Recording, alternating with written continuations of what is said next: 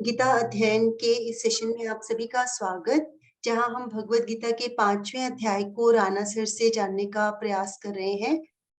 श्लोक 1 से 10 तक की पुनरावृत्ति के बाद अब बारी है आगे चलने की। गृहस्थ और संन्यास योग के बारे में हमने जाना और आगे भी बहुत कुछ है इस विषय में जानने के लिए। सर को प्रणाम और निवेदन और अनुरोध कि आज की सेशन की शुरुआत करें।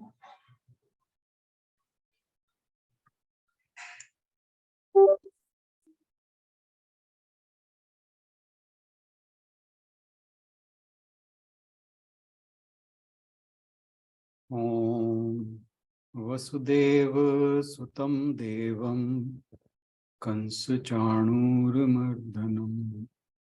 देवकी परमानंदं कृष्णं वंदे जगद्गुरुं। सभी को बहुत बहुत प्रणाम। हम गीता जी के 5वें अध्याय पर चर्चा कर रहे हैं और अब तक हमने पहले 10 श्लोकों पर बात की और उन्हें समझने का प्रयास किया।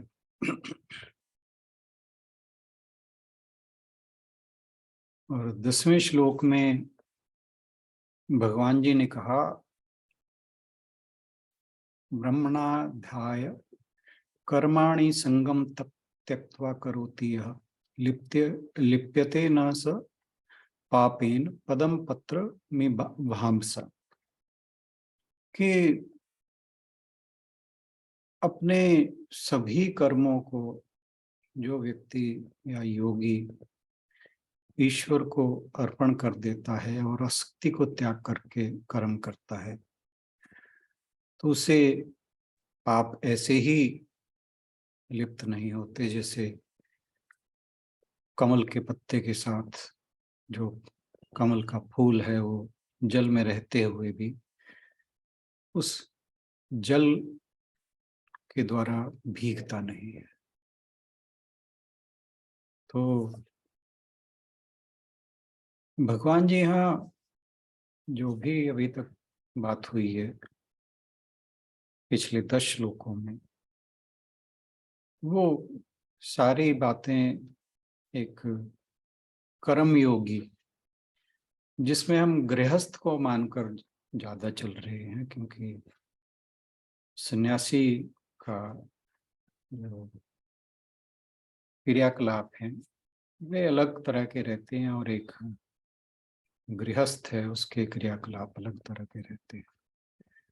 और जो गृहस्थ है वो संसार के बीच में रहकर उसे कर्म करने होते हैं, जबकि एक सन्यासी के लिए ये सुविधा होती है कि वे अपने कर्तव्य कर्मों का त्याग कर सकता है। लेकिन यह सुविधा एक गृहस्थ के पास नहीं होती। तो 10वें श्लोक में भगवान जी ने बताया कि कैसे एक कर्मयोगी अपने जितने भी काम हैं, जितने भी कर्म उसके द्वारा उन्हें वो कैसे ईश्वर को प्रदान करता है। लेकिन इनको करता कैसे है, उसके बारे में भगवान जी आज 11वें श्लोक में बताने जा रहे हैं।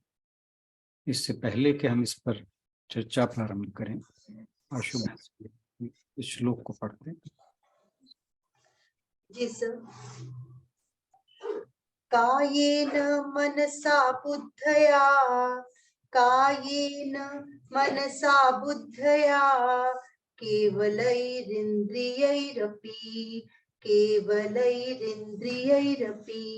योगिनः कर्म कुर्वन्ति, योगिनः कर्म कुर्वन्ति संगम त्यक्त्वात्मशुद्धये,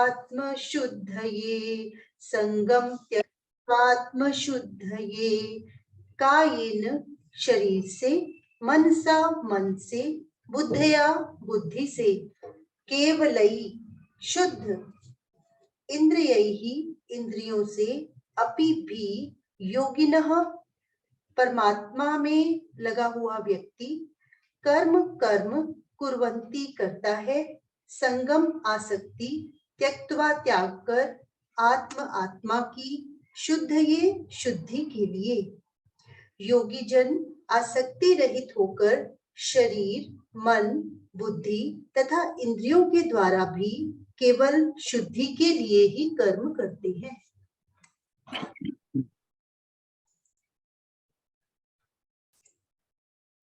तो भगवान जी यहाँ कर्मयोगी की ही फिर बात कर रहे हैं, जिसे यहाँ कहा योगिनः कर्म कुर्वन्ति। तो जो कर्मयोगी है वह ये विचार करता है कि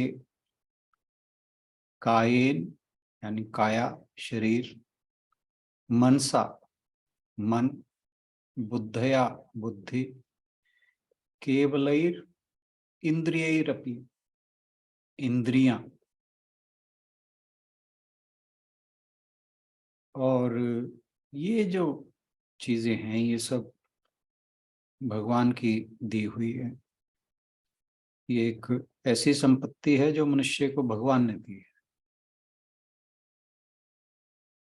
तो जब वो इस तरह से सोचता है तो इनके द्वारा इसमें हम का जैसे मन की बात हो रही है, बुद्धि की हो रही है, शरीर की हो रही है, इसे हम बोलना सुनना हर चीज की बात समझ सकते हैं। जैसे 8वें 9वें श्लोक में भगवान जी ने कहा था कि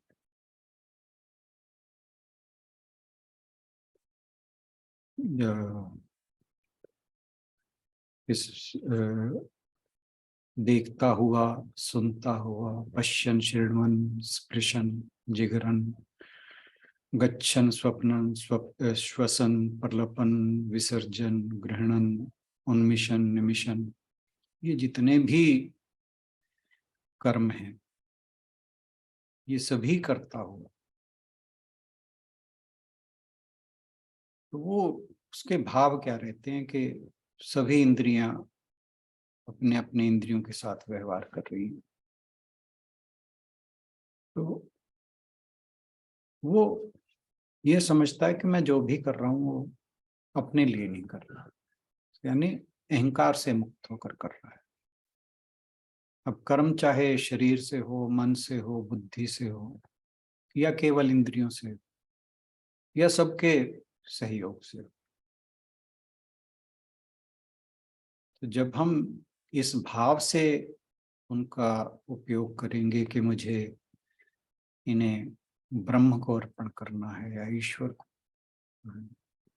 या अपने इष्ट देव को अर्पण करना है, क्योंकि हम कर्मयोग की होते हुए भाव क्या है हमारे, क्योंकि अक्सर जब एक जिज्ञासु या साधक आध्यात्मिक पथ पर चलता है तो सबसे पहले उसका जो साधना है उसमें कहीं ना कहीं जो ईश्वर है उसकी धारणा उसके मन में रहती है। कोई भगवान शंकर को अपना इष्ट समझता है, कोई दुर्गा माँ को, कोई कृष्ण को, कोई राम को, कोई अल्लाह को, कोई जीसस को, कोई गुरु नानक को, कोई गुरु गोविंद सिंह को। मतलब कहने का भाव क्या है कि हर किसी की अपनी अपनी श्रद्धा है, अपना अपना अपने अपने तरीके से वो ईश्वर को मानकर चलता है, उसका मन में विचार करता है कि उसके लिए ईश्वर क्या है। तो जब वह का उपयोग किसका, शरीर, मन, बुद्धि या इंद्रियां, इनमें से किसी एक का या सबका, जब उसे यह सोचता है कि उसे ईश्वर को अर्पण करना है, तो आप सोचिए कि क्या जब हम अपने पूजा करते वक्त हमारे पास जो फल फूल होते हैं, घी नैवेद्य होता है, कुछ भी सामग्री होती है, जब हमें ईश्वर को अर्पण करनी होती है या प्रसाद घर पे बनाते हैं, तो हमारा ध्यान होता है कि ये बिल्कुल शुद्ध होना चाहिए, है ना। तो इसी प्रकार ये जो हमारे शरीर है, मन है, बुद्धि है, इंद्रियां हैं, अगर हम इन्हें ईश्वर को अर्पण करने हैं, वो नेचुरल है कि वो शुद्ध होना चाहिए। तो ईश्वर को अर्पण करने का सबसे बड़ा जो मानसिक लाभ है वो यही है कि हमसे जिस बात के पिछले अध्याय में एक चर्चा हुई थी कि कर्मों का स्वरूप क्या हो, कर्मों का स्वरूप क्या है, कि हमारे द्वारा कर्म हो रहा है, जिसमें सकाम की बात आई थी, या अकर्म हो रहा है या विकर्म हो रहा है। तो जब हम ईश्वर को अर्पण करने की बात करेंगे तो कम से कम विकर्म तो हमारे से नहीं हो, यानी ऐसा कोई भी पाप जनित कर्म हमसे नहीं हो पाएगा। सबसे बड़ी उपलब्धि कहना चाहिए ईश्वर को अपने कर्मों को अर्पण करने की सबसे बड़ी उपलब्धि यही है कि जब हम अपने कर्मों को ईश्वर को समर्पित करते हुए करेंगे, ईश्वर को का एक अपने आप को केवल निमित्त मात्र समझकर कर्म करेंगे, तो फिर हमसे अनुचित कर्म होने बंद हो जाएंगे। क्योंकि हम चाहेंगे कि जैसे फल फूल प्रसाद आदि शुद्धतम रूप में भगवान को अर्पण किए जाते हैं, उसी प्रकार फिर हमारे कर्म भी शुद्ध हों।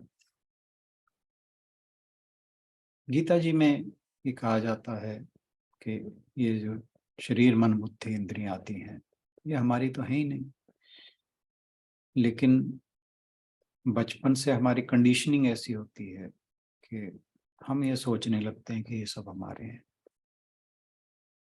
और फिर हम इन्हीं को ही पुष्ट करने के लिए, इन्हीं को ही पोषित करने के लिए सब काम करना शुरू कर देते हैं। जैसे मान लीजिए हमें मीठा पसंद है, चाट के एग्जाम्पल मैं नहीं लूंगा, तो जैसे मीठा खाना पसंद है तो हम कोशिश करते हैं कि जो भी मीठी चीज मिले अगर हमें पसंद है तो हम उसके पीछे भाग कर जाएंगे, बेशक वो लॉन्ग टर्म में हमारे लिए नुकसान करने वाली हो, क्योंकि जीभ को मीठा पसंद है। तो इसी तरह और भी खाद्य पदार्थ हैं, आजकल तो फास्ट फूड का जमाना है, लोग घर पे खाना कम बनाते हैं, बाहर ज्यादा खाते हैं। यह नहीं देखते कि ये शरीर के लिए नुकसानदायक है, केवल और केवल अपना जीभ को वो पसंद है, उसमें रस है, इसलिए उनके पीछे भागते हैं। और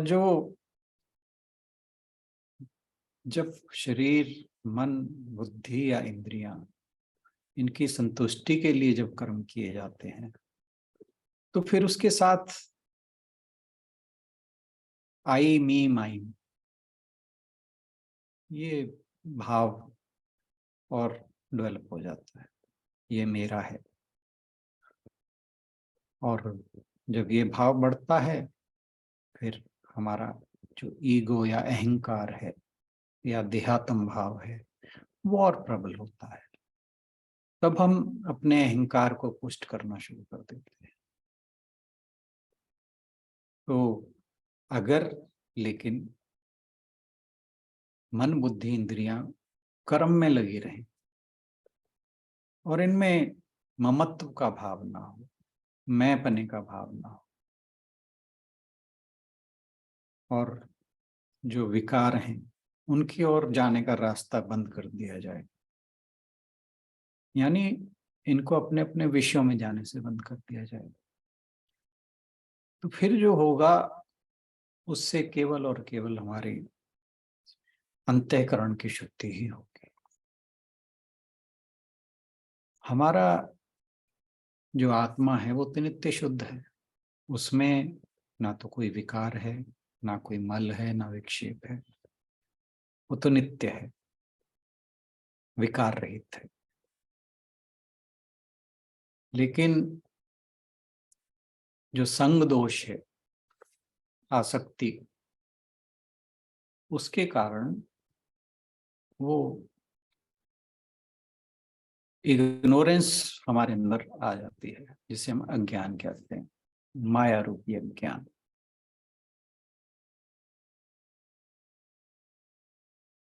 हम इसको एक एग्जाम्पल से समझ सकते हैं कि जैसे एक बैंक में कोई अकाउंटेंट है। अब अकाउंटेंट बैंक का काम कर रहा है, जब तक उसको ये लगेगा कि मैं बैंक के लिए काम कर रहा हूँ, जो भी वो पैसे गिनने का, पैसे जो भी लेन देन का काम होगा वो बिल्कुल ठीक चलेगा। लेकिन अगर उसे ये लगे कि तो मेरा है, जहाँ मैं का भाव आ गया, मेरे का भाव आ गया, तो वो जो बैंक का पैसा है अगर उसे अपना समझने लगे तो फिर गड़बड़ हो जाएगी। इसी तरह जब तक कर्मयोगी शरीर, मन, बुद्धि, इंद्रियों को ईश्वर का समझकर कर्म करता है, उन्हें केवल ईश्वर का एक इंस्ट्रूमेंट या उपकरण के तौर पर काम करता है, तब उसके जो भी कर्म हैं वो ईश्वर कर्म को अर्पण हो जाते हैं। और फिर मैं मेरा का भाव या देहात्म भाव, इससे वो हटकर ईश्वर के साथ जुड़ जाता है। और इसी को ही संगम त्यक्त्वा कहा है भगवान जी ने। आसक्ति इसी तरह ही त्यागी जाती है। गोस्वामी तुलसीदास जी लिखते हैं कि भूमि परत भा डाबर पानी, जनु जीव ही माया लिपटानी।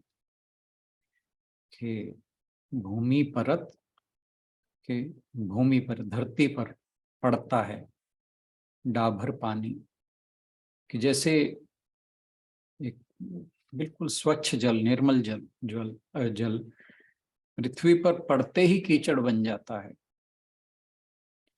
जनु जीव ही माया लिपटानी, ऐसे ही ये जो पवित्र आत्मा है संसार की माया या संग दोषों के साथ मिलकर ढक जाता है। माया में विकार नहीं होता है, ये विकार तो अंतःकरण में होता है। लेकिन वो जो जैसे बादल सूर्य को ढक लेते हैं, ऐसे सूर्य के प्रकाश में या सूर्य के अंदर कोई विकार नहीं पैदा होता बादलों के सामने आने से। ऐसे ही जो माया रूपी अज्ञान है वो सामने आने से आत्मा में विकार नहीं आता, लेकिन जो आत्मा है वो अज्ञान रूपी आवरण से ढक जाती है। लेकिन जैसे जैसे संग दोष छूटता है, यानी आसक्ति छूटती जाती है, वैसे वैसे ही आत्मा है वो निखरने लगती है। निखरने का मतलब फिर समझना चाहिए कि आत्मा में कोई चेंज नहीं हो रहा। वो ये है कि जैसे बादल हट रहे हैं सूर्य के आगे से, तो जैसे जैसे आसक्ति हटने लगती है तो अज्ञान का आवरण धीरे धीरे हटने लगता है। तो ये जो वर्ड है ना यहाँ पे, आत्म शुद्धि है। आत्म शुद्धि को हमें समझना चाहिए। आत्म शुद्धि का मतलब आत्मा को शुद्ध करने से नहीं है, यहाँ पर आत्मा का वर्ड अंतःकरण से लेना चाहिए, ये ध्यान रखें।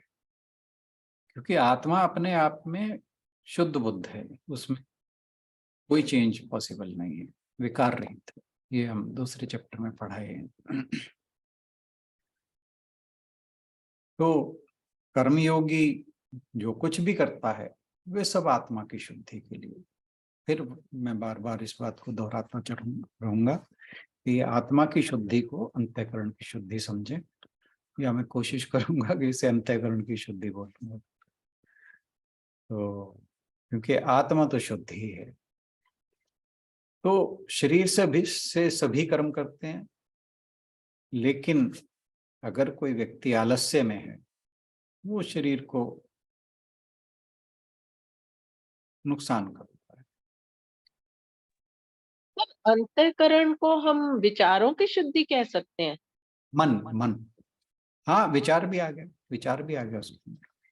क्योंकि विचार ही हमारे हाँ अपन अपने हैं, हाँ, बाकी तो हमें पता नहीं हमारे अंदर क्या क्या होता है। बिल्कुल। हमें तो विचारों का ही पता है ना। जो सूक्ष्म शरीर है ना, उसको समझ लें। और थोड़ा सा और मैं इसको रिफाइन कर दूं।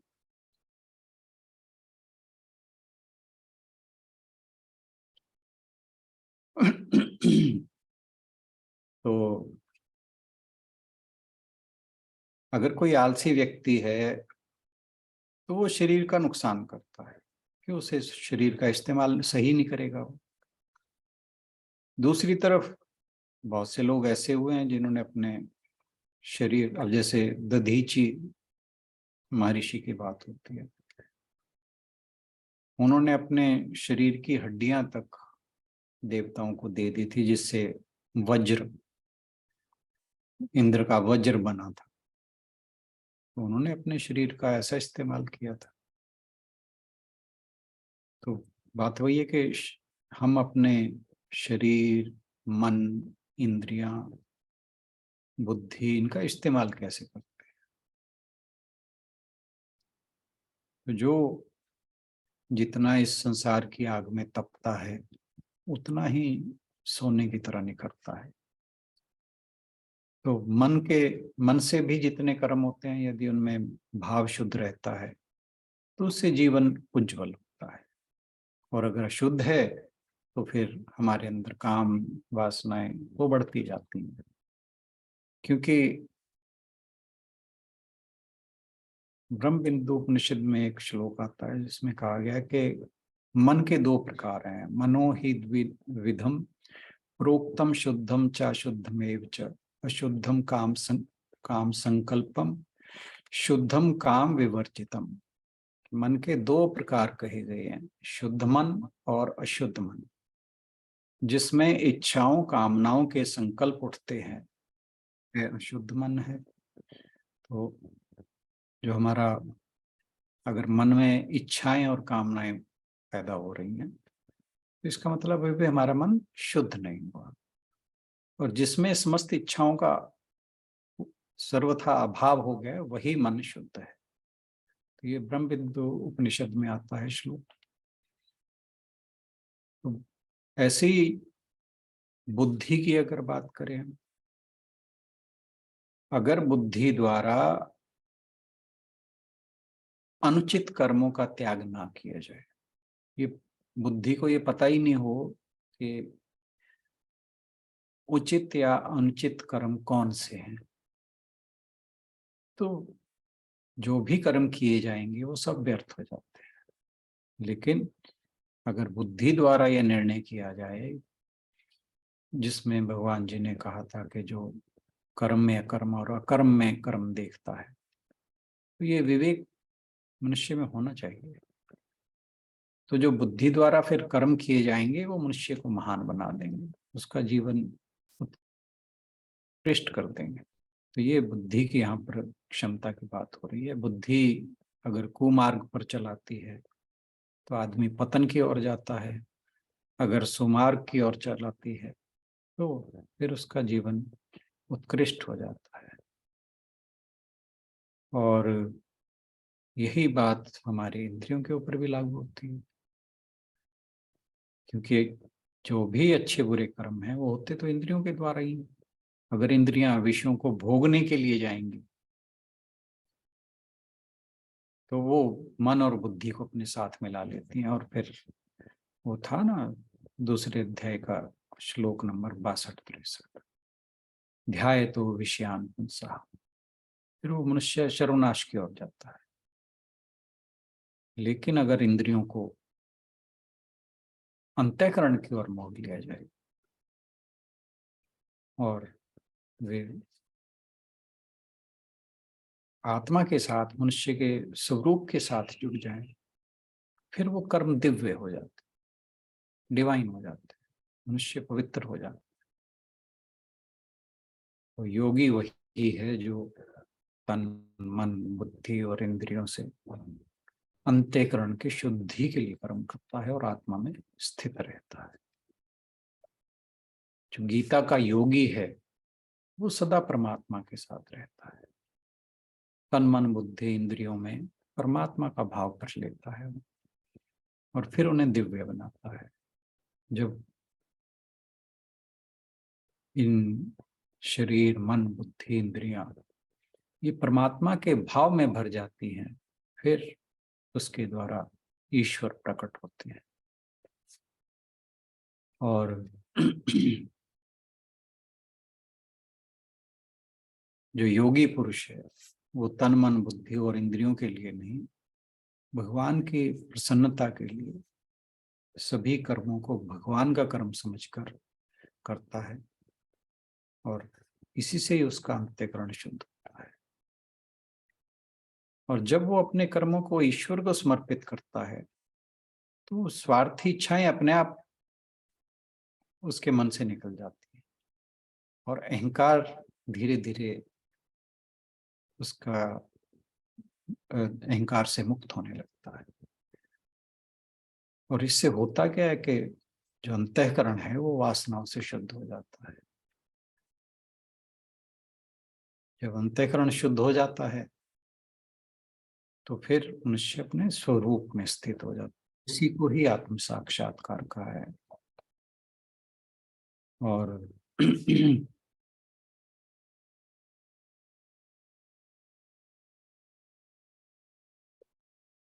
जब तक मनुष्य अज्ञान के आवरण से उसका जो आत्मा है ढका रहता है, तब तक सत्य प्रकाशित नहीं होता। यानी उसका अपना जो स्वरूप है या आत्मा है या ईश्वर है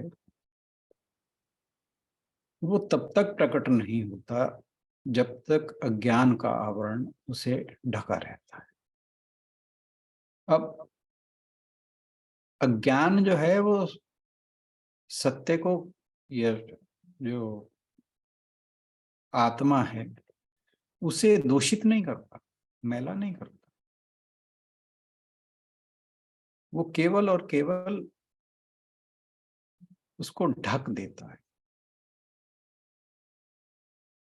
और इसे हम कहेंगे कि ये मनुष्य की अज्ञानता है। और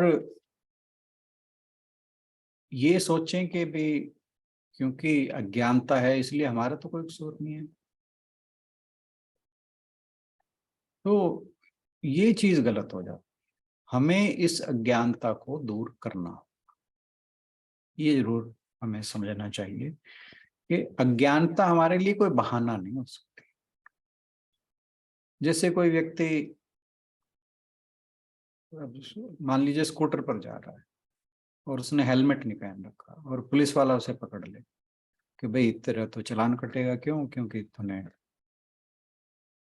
हेलमेट नहीं पहना। तो वो कहे हैं हेलमेट ना पहनने का कोई चालान भी होता है?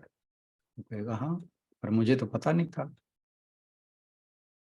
तो यह कहकर कि मुझे पता नहीं था या मुझे नियम का पता नहीं था या कुछ ऐसा रूल है, तो कोई बच नहीं सकता। तो इसी तरह से मनुष्य को अज्ञान है तो ये कोई हमारे लिए बचाव नहीं है। क्योंकि जैसे हमारे उपनिषद कहते हैं कि हम शाश्वत आत्मा है, सदा मुक्त, सदा शुद्ध, सदा जागृत। शंकराचार्य जी जब ब्रह्म सूत्र के ऊपर अपना भाष्य लिखते हैं तो उन्होंने एक जगह लिखा है कि ये जो आत्मा है ये नित्य शुद्ध, नित्य बुद्ध, नित्य मुक्त और परमात्मा है। ये आत्मा के लिए उन्होंने लिखा है ब्रह्म सूत्र के भाष्य में। नित्य शुद्ध का मतलब, नित्य मतलब एटर्नली, एवर, सदा शुद्ध, मतलब कि हमारे अंदर जितनी मर्जी अशुद्धियां हों,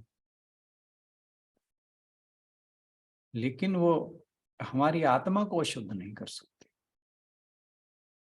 वो केवल हमारा शरीर, इंद्रियां या मन, इन्हीं को ही प्रभावित करती हैं, आत्मा को प्रभावित नहीं कर सकते। इससे आगे नहीं जाएंगी, आत्मा के लेवल तक नहीं जा पाते। उनका लेवल या हमारे शरीर तक है, या मन तक है, या इंद्रियों तक है। तो नित्य शुद्ध का मतलब क्या हुआ? हमेशा सदा शुद्ध, जैसे सूर्य हमेशा उज्जवल।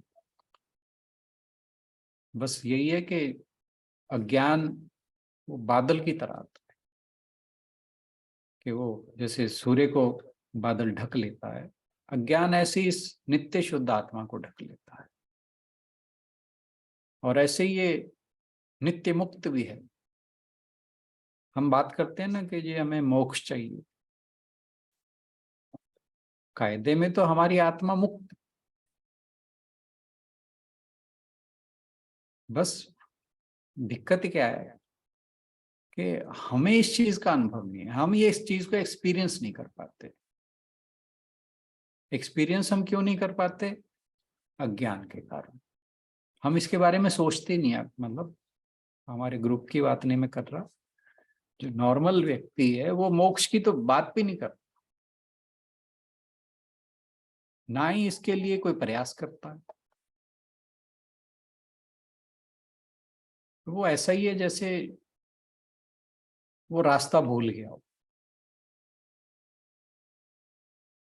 जबकि हमारा जो असली स्वभाव है वो मुक्ति का है। और यही हमारी, ये हाईएस्ट लेवल हमारा यही है, यही हमारी हाईएस्ट रियलिटी है। लेकिन हम इसके लिए काम नहीं करते, उस अज्ञान के आवरण को हटाने का प्रयास नहीं करते। इसीलिए हम ना तो अपने आप को मुक्त समझते हैं, ना ही नित्य बुद्ध समझते हैं, ना ही नित्य शुद्ध समझते हैं, ना ही हम अपने आप को ब्रह्म समझते हैं। तो अगर हम अज्ञान में भी हैं, अज्ञान के आवरण में भी ढके हुए हैं, तब भी हम नित्य शुद्ध हैं, नित्य बुद्ध हैं, नित्य मुक्त हैं और परमात्मा है। ये तो हमारी रियलिटी। लेकिन इस रियलिटी को हमें रियलाइज करना है, और इस जैसे ही हम इसे रियलाइज कर पाते हैं, वैसे ही हम महान बन जाते हैं। जब हम सिद्ध पुरुषों की बात करते हैं, हम स्वामी विवेकानंद की बात करते हैं, शंकराचार्य जी की बात करते हैं, रामकृष्ण परमहंस की करते हैं, या रमण महर्षि की करते हैं, या और संतों महात्माओं जो सिद्ध पुरुष हुए हैं उनकी बात करते हैं, तो उनमें और हम में बस इतना सही फर्क है। हालांकि ये फर्क बहुत बड़ा है कि हम उस सच्चाई का एहसास नहीं कर पाते, अभी नहीं कर पा रहे हैं। उन्होंने उस सच्चाई को जान लिया है। स्वामी विवेकानंद इसके बारे में कहा करते थे कि the purpose of religion is to manifest the divinity already in the human being. कि डिविनिटी तो हमारे अंदर ऑलरेडी है, लेकिन इसे मैनिफेस्ट कैसे करें, इससे अभिव्यक्त कैसे हो, ये पर्पस है लाइफ का।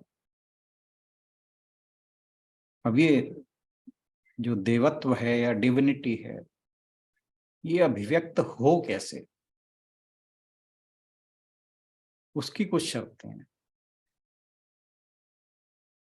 जैसे हम एक एग्जांपल लें कि जो माचिस की तीली है वो आग जलाने में सक्षम, अब उसे हाथ लगाए तो ठंडा है, कोई गर्म तो आग, उसमें आग तो नहीं जल रही होती। लेकिन जब उसे माचिस की डिब्बी के साथ रगड़ते हैं फिर उसमें से आग निकलती है। लेकिन वो कब निकलेगी, कि वो जो तीली है वो सूखी होनी चाहिए। अगर गीली होगी तो जितना मर्जी उसे मारते रहो। आपने नोट भी किया होगा, जैसे बरसात में कई बार हम तीली जलाने की कोशिश करते हैं तो वो जलती नहीं। तो कंडीशन है उसकी कि उसे सूखा होना पड़ेगा। ऐसे ही जो हमारे अंदर डिविनिटी है, उसे प्रकट करने के लिए कुछ कंडीशंस हैं, और वो कंडीशंस क्या हैं वही भगवान जी ने श्लोक में बताई है। क्या कि हमारी जो इंद्रियां हैं, हमारा जो मन है, हमारा जो बुद्धि है, हमारा जो शरीर है, ये पहली बात तो आसक्ति को त्याग करें। फिर जो भी कर्म करे वो क्या सोच के करे, आत्म शुद्ध, ये अपने अंतःकरण की शुद्धि के लिए करे। तो इसी प्रकार ही जो परमात्मा है वो हमारे थ्रू प्रकट होंगे जब हमारा अंतःकरण पूरी तरह शुद्ध हो जाएगा। और इसके लिए ऐसा नहीं है कि उसे कहीं और जाने की जरूरत है, जंगल में बैठने की जरूरत है, स्वर्ग में जाने की जरूरत है, या किसी खास तीर्थ स्थान पर जाने की जरूरत है। नहीं, यहाँ बिल्कुल अभी बैठ के जहां आप हैं वहीं हो जाए।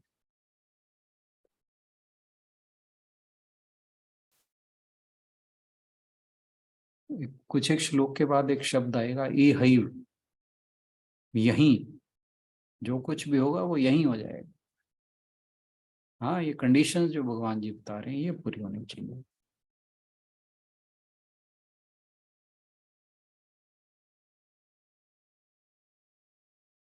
तो अंतःकरण शुद्ध कैसे करना है,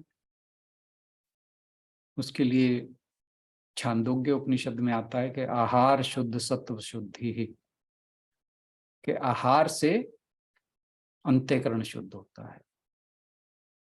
और बृहदारण्यक के उपनिषद में आता है यज्ञेन दानेन तपसा अनाशकेन, कि हम इंद्रियों से जो भोग करते हैं यदि वे शुद्ध हो तो अंतःकरण शुद्ध है। यानी कर्म हमारे शुद्ध होंगे, जैसे यज्ञ करने से, दान करने से, तप करने से, तो अंतःकरण शुद्ध होता है। कुछ कहते हैं कि, कुछ का मतलब यहाँ पर ऋषि मुनियों की बात हो रही है, जो बड़े बड़े सिद्ध पुरुष हुए हैं, महान व्यक्ति हुए हैं, अलग अलग ने अलग अलग बातें कही हैं कि भाव शुद्ध हो तो अंतःकरण शुद्ध होता है, ईश्वर की भावना से अंतःकरण शुद्ध होता है। कुछ कहते हैं कि स्थिति शुद्ध हो तो अंतःकरण शुद्ध होता है, जैसे गोपियां कहती हैं, उद्धव को कहा था उन्होंने। और जो वेदांत है वो कहता है कि शुद्ध के चिंतन से शुद्ध अंतःकरण शुद्ध होता है। लेकिन ये शुद्ध क्या है,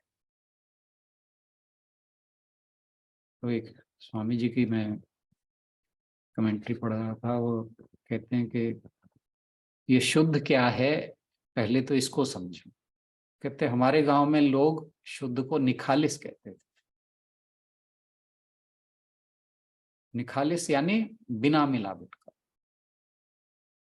तो कह रहे ऐसे तत्व का चिंतन करो जिसमें माया, प्रकृति, कर्म, इनकी कोई मिलावट नहीं।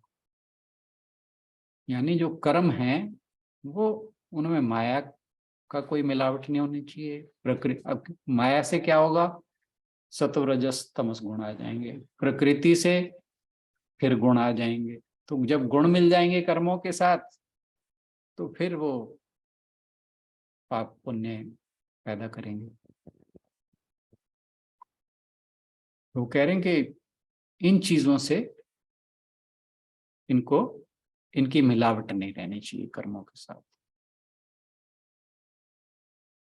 तो शुद्ध तत्व का चिंतन करो तो अंतःकरण भी शुद्ध होगा। यदि तुम्हारा चिंतन शुद्ध हो गया तो अंतःकरण भी शुद्ध हो जाएगा। इसके लिए उन्होंने एक एग्जाम्पल दिया। कहते एक बार एक आश्रम में, उत्तरकाशी की बात है, वहां पर कुछ आश्रम में साधु लोग थे और कह रहे वहां ऊपर से सूचना आई भाई बाढ़ आने वाली है। तो जैसे ही पता लगा कि बाढ़ आने वाली है तो उनमें से एक साधु पूछता है कि जो सूचना आई है उसके अनुसार कितना पानी चढ़ जाएगा। कह रहे कम से कम 4 फुट पानी चढ़ जाएगा। तो कह रहे ये सुन के उस साधु ने फावड़ा उठाया और कहा कि मैं 6-7 फुट का बांध बना लेता हूँ, फिर पानी कहाँ से आएगा आश्रम के अंदर। और कह रहे वो फावड़े से मिट्टी खोदने लगा। दूसरा साधु कहता है कि चलो हम भगवान से प्रार्थना करें कि वो बाढ़ को फैला दें, मतलब पानी फैल जाए और उसका मुंह मुड़ जाए तो भगवान जी हमारी बाढ़ से रक्षा करें। तो वो कह रहे हाथ जोड़ के भगवान से प्रार्थना करने लग गए। तीसरा कहता है कि जी बाढ़ की जो मर्जी सो करे, करे हम तो अपना आंख बंद करके समाधि लगा के बैठे जाते हैं। और चौथा साधु कहता है, कह रहे चलो अच्छा हो गया, कह रहा प्रारब्ध था, प्रारब्ध से कह रहा ये जो जीवन मिला है, कह रहा अच्छा ये खत्म होगा, बाढ़ आएगी ये शरीर बह जाएगा। तो कह रहा क्या फिक्र है, कह रहा बड़ा मतलब वो जो प्रेजेंट की बात करते हैं ना, live in the present, live in awareness, वो अपनी जागृत अवस्था में मौज में बैठ गया।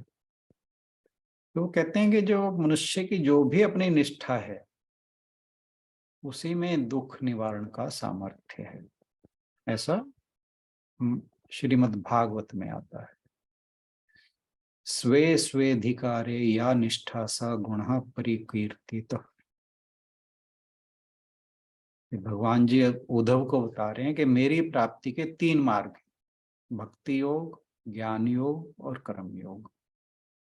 जो इन्हें छोड़कर चंचल इंद्रियों के द्वारा क्षुद्र भोग भोगते रहते हैं वे बार बार जन्म मृत्यु के रूप में संसार के चक्कर में भटकते रहते हैं।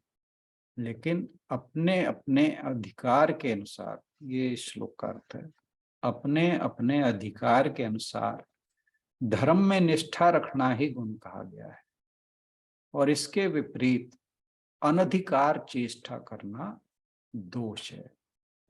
कि जो हमारा यहाँ अधिकार का मतलब आप स्वधर्म से समझ लीजिए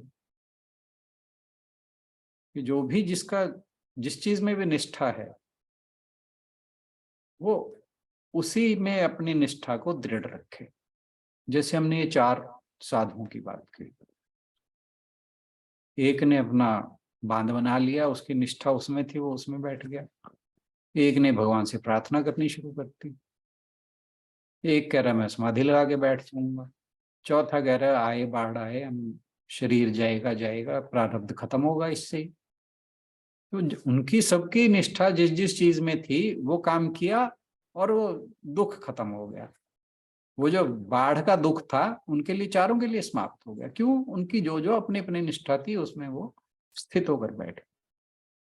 यही भगवान जी यहाँ इस श्लोक में, मद्भागवत में जो आता है उसमें यही कह रहे हैं कि अपने अपने अधिकार के अनुसार धर्म में दृढ़ निष्ठा रखना ही गुण है, और उस इसके विपरीत अनधिकार चेष्टा करना दोष है। तो यानी गुण और दोष किस किस चीज में, ये भी थोड़ा, जैसे वो कर्म अकर्म विकर्म की बात थी कि कहना कर्मणो गति, हमें पता होना चाहिए कि कौन सा कर्म करने का है, कौन सा नहीं करने का है। तो अगर हमारी निष्ठा पक्की हो जिस चीज में भी है तो फिर दुख का निवारण हो जाएगा। मतलब अपनी निष्ठा भी बदलनी ठीक नहीं है। तो आत्मा की शुद्धि उस समय होती है जब भीतर और बाहर समता और शांति का पवित्र वातावरण बन जाता है, और इस वातावरण में सदा भगवत चेतना का प्रकाश रहता है। इसी प्रकाश में रहने वाले योगी को योग युक्त कहा है।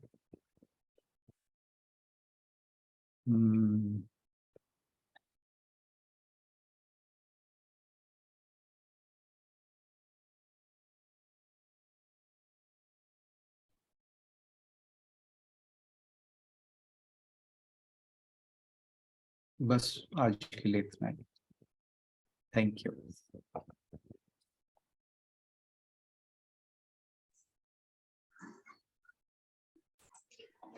यदि कोई आज के श्लोक को लेकर कुछ अपनी बात रखना चाहे तो पहले रख सकते हैं। सर, आपने अभी ये बताया ना कि वो उद्धव जी जब आए तो सखियों ने स्थिति शुद्ध होने की बात कही। वो स्थिति की शुद्धि का क्या मतलब है? आप दोबारा बोलना, मुझे क्लियर नहीं हुआ। अभी आप बता रहे थे ना शुद्धि के बारे में, जैसे भाव की शुद्धि, मतलब चिंतन शुद्ध होना चाहिए, ऐसे स्थिति, शुद्ध स्थिति। हाँ, मतलब जिस भी स्थिति में आप हैं, मतलब परिस्थिति और स्थिति हाँ एक ही हाँ बात हाँ हुई। हाँ हाँ। ठीक ठीक।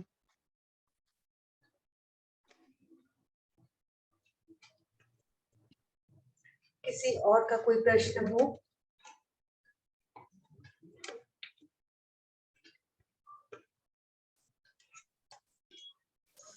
नमस्कार सर, नमस्कार सबको। नमस्कार। सर, आपने एक बात बोली ना जब डिविनिटी वाली, कि सोई हुई डिविनिटी को जगाना, तो स्वामी जी पता क्या कहते हैं कि man is a sleeping God and God is an awakened man. तो मुझे वो बात याद आ गई उनकी। सर मेरे को, मतलब जैसे इसका मतलब ये हुआ ना कि जैसे जो हमारी जो भी कर्मेंद्रियां, ज्ञानेंद्रियां, शरीर है, स्पिरिट है, मन है। आके खड़ा हो गया 8-10 पे। कौन? डीजा था बापू जी। हाँ जी।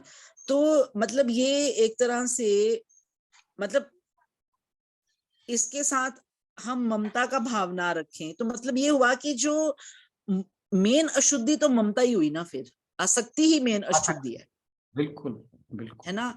तो और जो अटैचमेंट है, हाँ जी, मतलब अटैचमेंट ना, एक तरह से आसक्ति मींस अटैचमेंट। आसक्ति से ही सारी बीमारियां शुरू हो जाएंगी। मतलब चाहे हम अपने शरीर से माने उसको, चाहे अपने मन से, चाहे इंद्रियों से, है ना। तो मेन हटाना है आसक्ति को।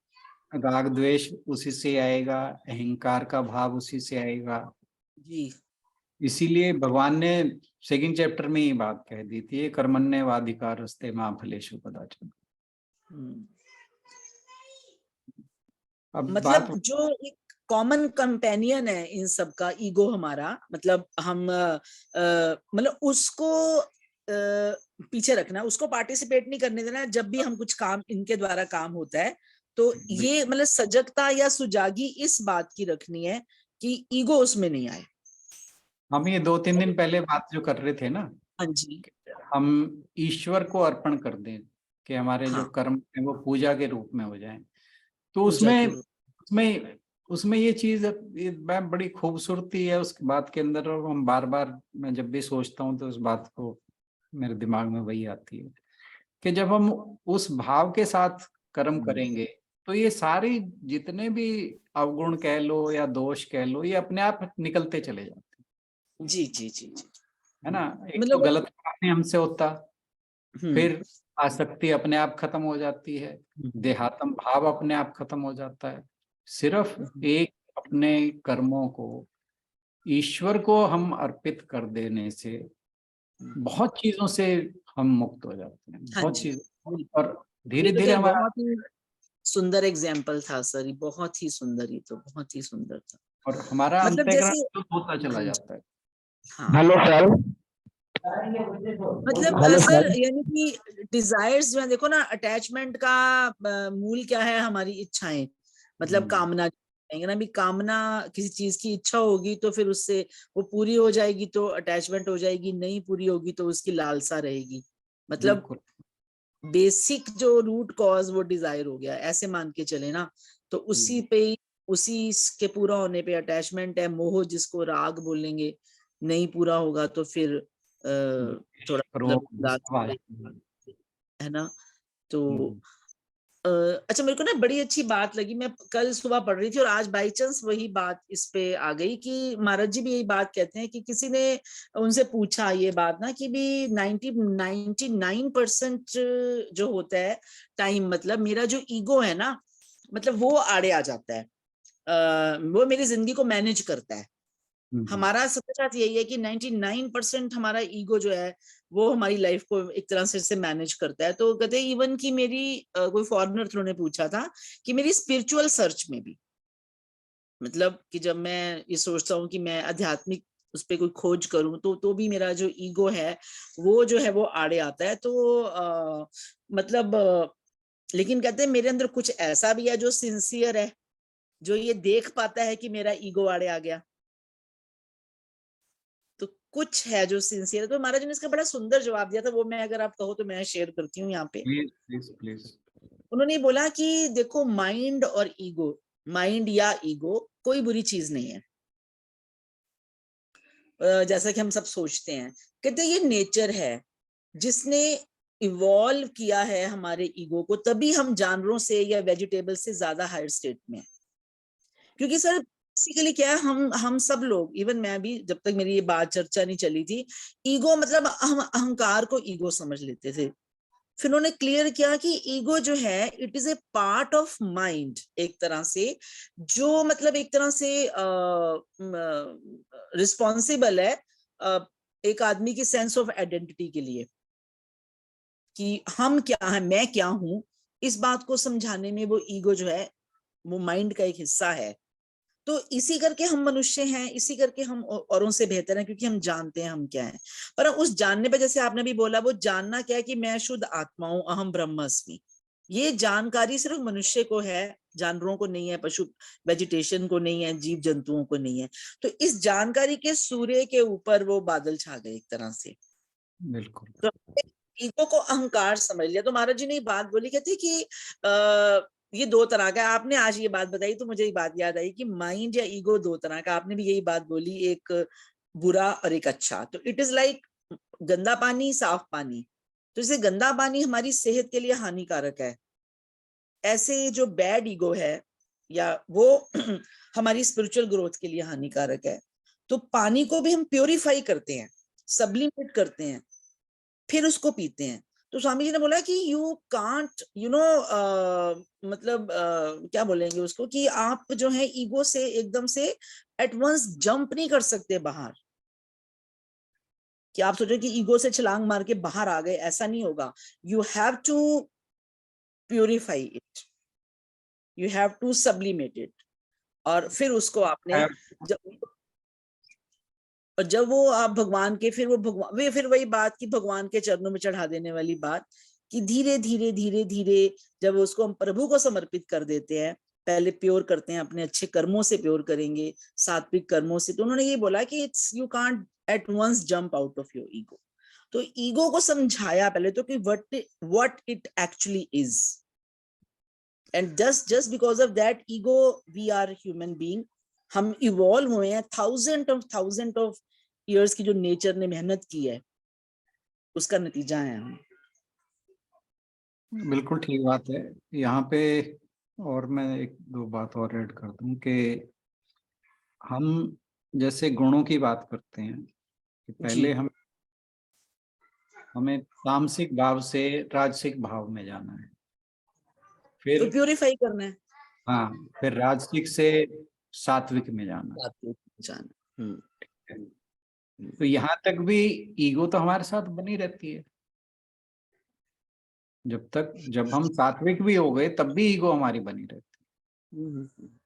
अल्टीमेटली जो बात आएगी जब हम अपने स्वरूप में स्थित होंगे तब बात आती है गुणातीत होने।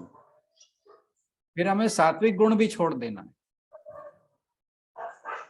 गुणातीत का मतलब है गुणों से ऊपर चले जाना, पार चले जाना जी। हाँ, पार चले जाना। तो ऐसे ही ईगो किसी टाइम तक तो हमारे साथ ही चलती रहेगी। वो ऐसा नहीं है कि जैसे आपने कहा कि भाई तुरंत ही हमने सोचा और ईगो हट गई। मतलब धीरे धीरे हम ईगो जब जैसे जैसे हमारी आसक्ति खत्म होती चली जाएगी, हमारे अंदर विरक्ति का भाव आता चला जाएगा, वैसे वैसे हमारी ईगो खत्म होती चली जाएगी। खत्म नहीं, ये नहीं कि भी टोटली खत्म हो जाएगी, लेकिन एक स्टेज पर जाके you have to transcend it जी।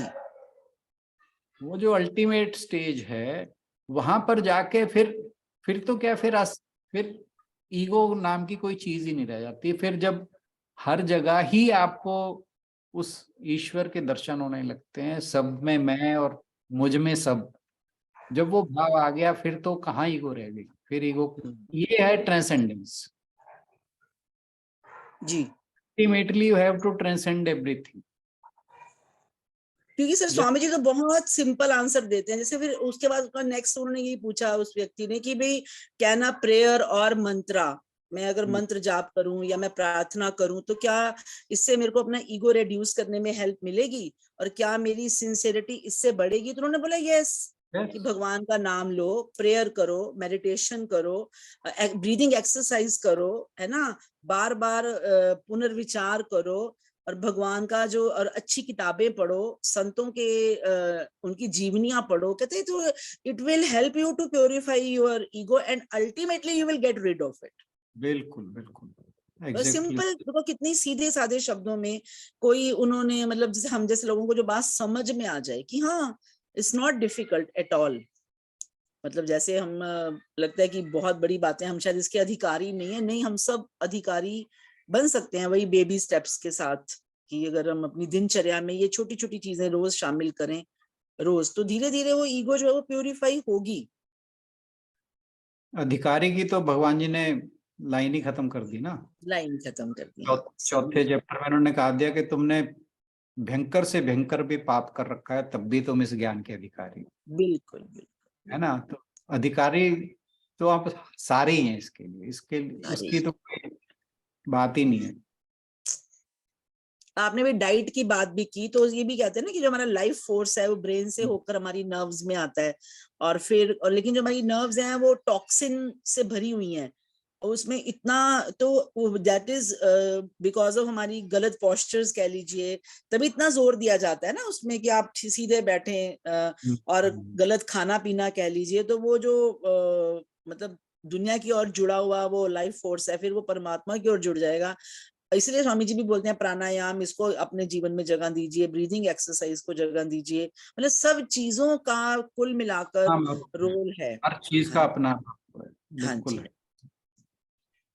बाकी सब कुछ कहने के बाद मैं एक ही बात में सारी बात कहता हूँ जो उस दिन हमने बात की थी कि अपने कर्मों को पूजा स्वरूप भगवान के लिए बना दो, सब कुछ हो इसके अंदर सब कुछ है।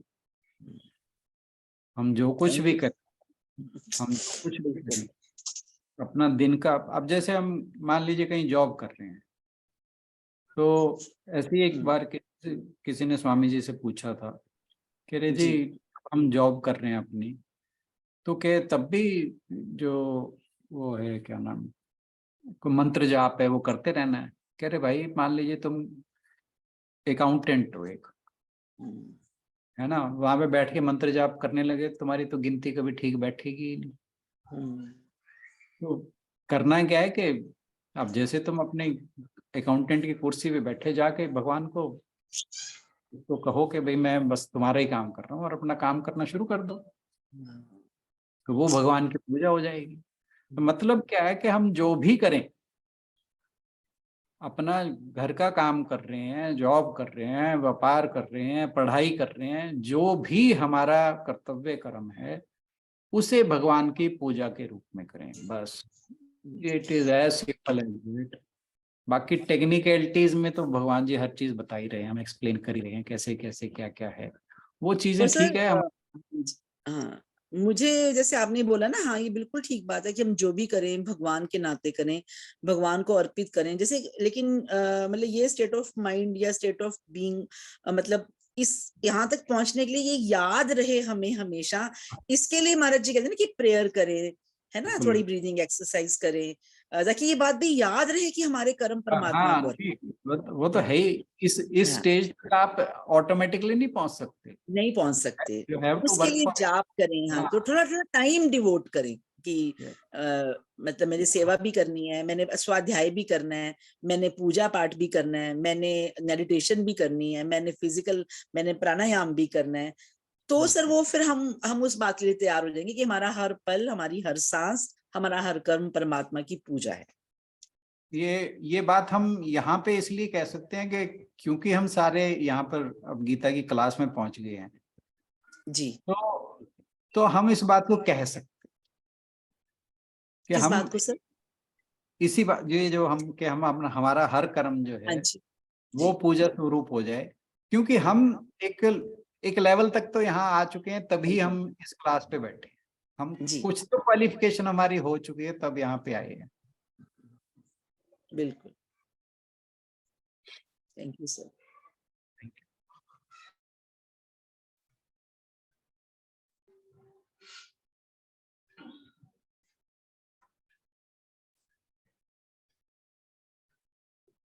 सब प्रेयर मतलब डिजायर ही होता है ना, और डिजायर वो सात्विक इच्छा हो जाती है ना जब हम प्रेयर करते हैं किसी चीज के लिए।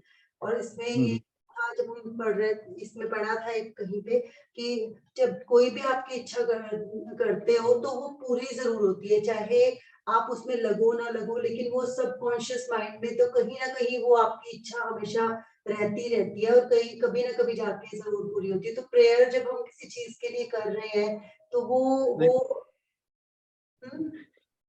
कायदे में प्रेयर आपने किसी चीज के लिए करनी ही नहीं, प्रेयर तो आपने ईश्वर के लिए करनी है। ये जहां किसी चीज के लिए आगे, फिर ये कर्मयोग कहाँ रह गया। पर अपने आप को अगर उस अवस्था में लेके आना है तो उसके लिए तो भगवान से प्रेयर करेंगे ही ना, कि हमें इन चीजों से अगर अपने आप को हम मुक्त करना चाहते हैं तो नहीं होता कई बार। जैसे आप कहते हैं कि हमारे हो सकता है पुराने संस्कार होते होंगे, एक्चुअली तो कोई भी नहीं चाहता उस तरह से रिएक्ट करना या गुस्सा करना, तो उस चीज के लिए तो हम प्रेयर करते ही है ना भगवान जी से। जैसे एग्जाम्पल से बताओ, मुझे समझ नहीं आई आपकी बात। यही बोल रही हूँ कि जैसे हमें किसी बात पे क्रोध आता है, मान लो वो कोई गलत बात पे आता है, ये तो नहीं है किसी को भी नहीं आता होगा अच्छी बात पे, तो वो लेकिन हम उससे भी हटना चाहते हैं ना, कि हम एक गुस्सा करके भी, जैसे हमने पढ़ा ही था कि हम अपना आप भी तो खराब कर ही रहे हैं ना किसी पे गुस्सा करके। तो उस बिल्कुल, चीज के लिए तो हम प्रेयर कर ही सकते हैं ना भगवान जी से। हाँ ठीक है, पर फिर भी मेरा मानना ये है कि आपको जब प्रेयर करनी है तो उसके साथ कोई चीज जोड़नी नहीं चाहिए। तो क्या कहो, प्रेयर करते हो आप, कैसे करते हो? मैं तो कुछ नहीं कहता कभी भी नहीं कहा, अब की बात नहीं है, बचपन से नहीं कभी कहा, मतलब पता नहीं चांस की बात है ये। हमारे पेरेंट्स जब जाते थे, मंदिर जाते थे, किसी तीर्थ स्थान पे जाते थे, ये चीज मांगना भाई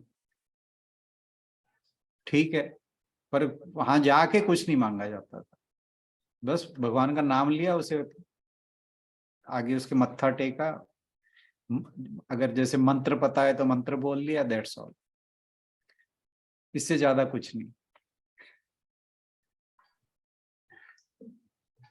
गीतांजलि जी कुछ कहना चाह रहे थे? हाँ जी, हाँ जी। ये छोटू भी हरिओम आया, everyone। कबीर भी मैं आया। ये इसी प्रेयर को ही लेके कहने वाली थी। एक लाइन है किसी भजन की बहुत अच्छी, सांसों की माला से सिमरू में तेरा नाम। तो मुझे लगता है हर आती जाती सांस के साथ जब हम भगवान को याद करते हैं तो वो प्रेयर ही है। बिल्कुल। तो उसके लिए मुझे नहीं लगता कि अलग से बैठ के, मतलब वो भी ठीक है, लोग करते होंगे अपने अपने कन्वीनियंस के हिसाब से। हर एक का फिर, prayer ही- हाँ जी, हाँ जी, बिल्कुल ठीक बात है। हर एक Exactly, का अपना अपना लेवल है किसी भी चीज को। exactly, जी सर। तो हम किसी को कम में या ज्यादा कहने की, हमें कहीं किसी में दोष निकालने की जरूरत नहीं है। किसी को अच्छा बताने की जरूरत नहीं, किसी को बुरा बताने की जरूरत नहीं। आपने वो बाढ़ वाली स्टोरी बताई तो है, अभी आश्रम की में सूचना आई कि बाढ़ आने वाली है, तो हर हाँ आदमी जी, अपनी अपनी निष्ठा के अनुसार बिल्कुल अ, बिल्कुल।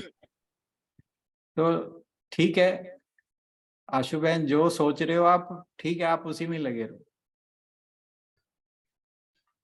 बात यह है कि हमने अपने आप को प्योरीफाई करना है। कैसे करना है? हर एक का अपना अपना विचार, अपना हर एक का अपना अपना तरीका हो सकता है। तो हम कहें कि ये गलत है और ये ठीक है, हाँ, हम अपना ये कह सकते हैं कि मेरा तरीका ये है, आपका तरीका ये है। हम अपने अपने तरीके शेयर कर सकते हैं, पर किसी का अच्छा या किसी का बुरा कहना मेरे ख्याल से वो ठीक नहीं है। जैसे ये चारों बंदों की निष्ठा की बात हुई थी, हर एक की अपनी अपना तरीका है। वो अपने अपने आप तरीके से वो अपना, उन्होंने अपना दुख दूर कर लिया। अगर आपको इस तरह से ठीक लगता है तो ठीक है, नथिंग रॉन्ग विद दैट। कोई सेम सम को सॉल्व करने के कई वेज हो सकते हैं ना, एक ही वे नहीं होता है। बिल्कुल बिल्कुल बिल्कुल। अगर लगता है कि उससे कुछ समाधान निकल सकता है या परमात्मा वाकई में कुछ शक्ति तो वो ही देते हैं ना सर उस समय में।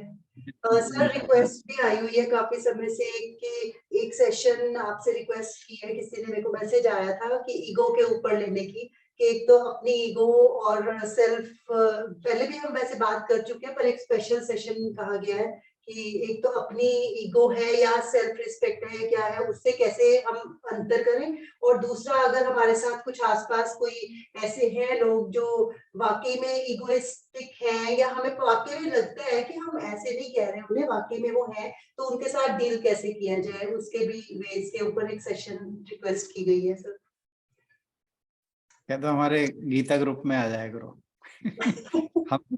हम यहाँ पे कुछ ना कुछ बात रोज हो ही जाती है किसी न किसी चीज के ऊपर। इवेंचुअली हर चीज का समाधान हो ही जाता है। ठीक है, चलिए फिर चलिए इसी के साथ आज समापन की ओर। जी। ओम पूर्णमदः पूर्णमिदं पूर्णात् पूर्णमुदच्यते पूर्णस्य पूर्णमादाय पूर्णमेवावशिष्यते। ओम शांति शांति शांति। हरिओम। सभी को बहुत बहुत प्रणाम और इस चर्चा में जुड़ने के लिए बहुत बहुत धन्यवाद। Thank you everyone. सभी की ओर से राधा सर का बहुत बहुत धन्यवाद और आप सभी का भी बहुत धन्यवाद समय पर पहुंचने के लिए। और जैसे संगीता जी ने रिक्वेस्ट किया था कि दूसरे का सेशन लेट होना चाहिए, तो आज हमने पूरा 1 घंटा ही सेशन हुआ है। सभी का पेशेंस, बहुत बहुत धन्यवाद। परसों मिलते हैं नेक्स्ट सेशन में। आशु आज